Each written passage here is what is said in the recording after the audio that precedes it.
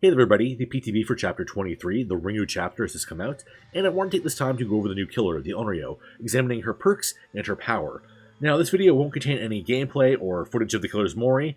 My apologies for that. If you'd like to see that, I will be streaming the PTB at 7 PM EST live on my Twitch channel, link down in the description below. That is enough for self-promotion. Let's jump into what you guys wanted to see, the killer's power. The Onryo's power is called Deluge of Fear. Through the medium of a mysterious videotape, Sadako spreads her curse to unwitting viewers and causes their untimely deaths. In the psychic realm, the Onryo is invisible to survivors, but becomes intermittently visible when within 32 meters of them. She has a special ability called Manifestation.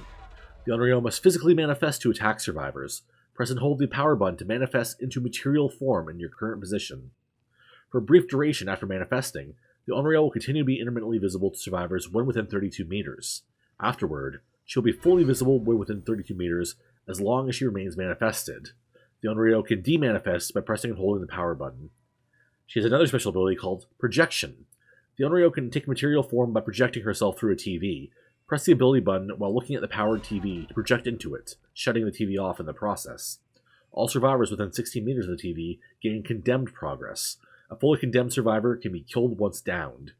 Survivors can temporarily turn off TVs with a retrieve tape action. This adds condemned to the survivor.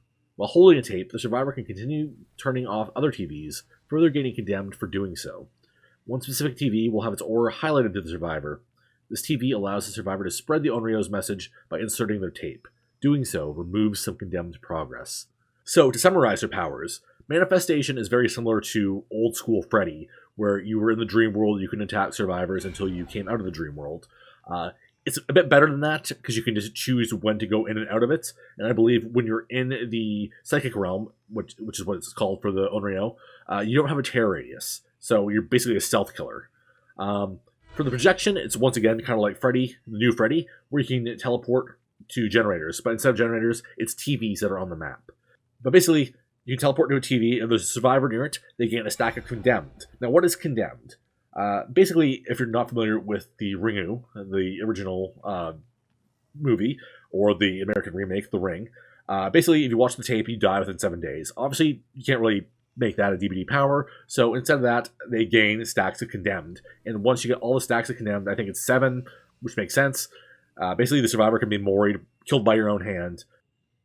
And yeah, that's it. She has built-in Mori to her power.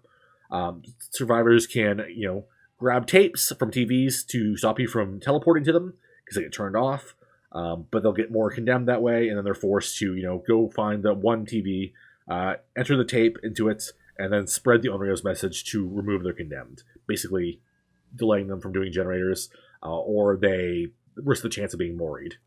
So that's a pretty interesting power. So she has stealth, she has map pressure, and a built-in Mori. That's pretty impressive for, a base kit. That being said, let's take a look at her teachable perks. The Onryo's first perk is called Call of Brine. Your psychic abilities influence technology in devastating ways. After damaging a generator, this perk becomes active for 60 seconds. The generator regresses at 200% of the normal regression speed, and its aura is revealed to you.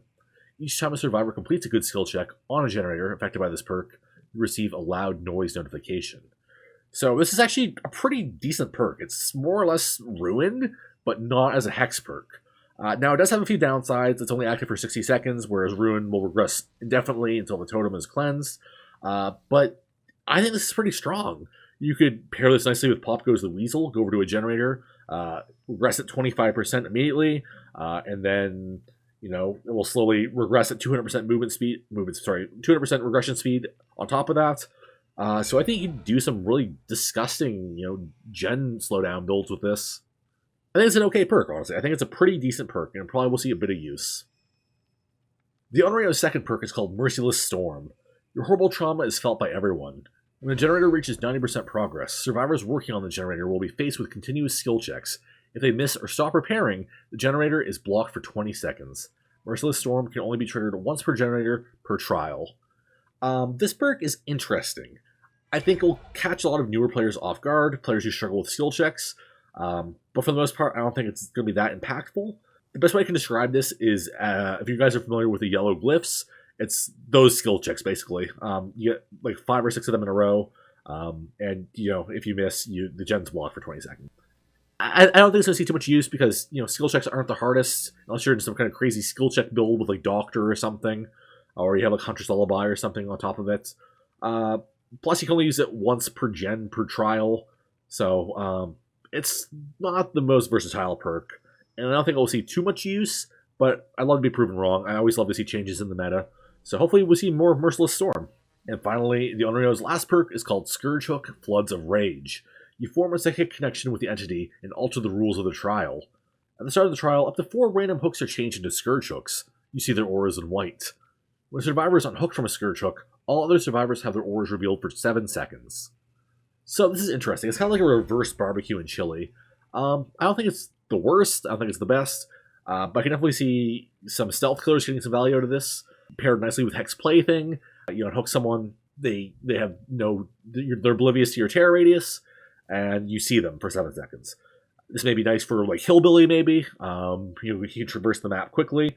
I think, listen, Matt, this has some uses. This has some uses for sure.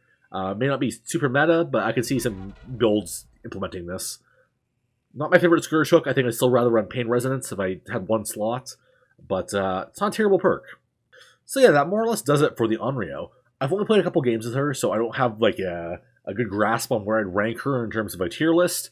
What I can say is that from first impressions, she seems like a stronger, less annoying version of Freddy.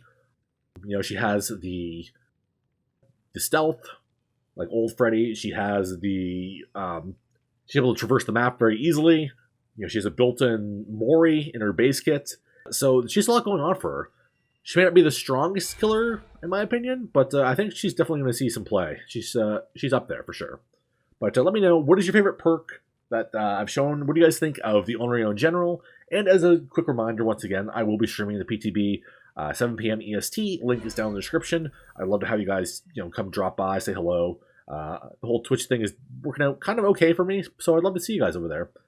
Until then, I will see you guys next time. Bye-bye.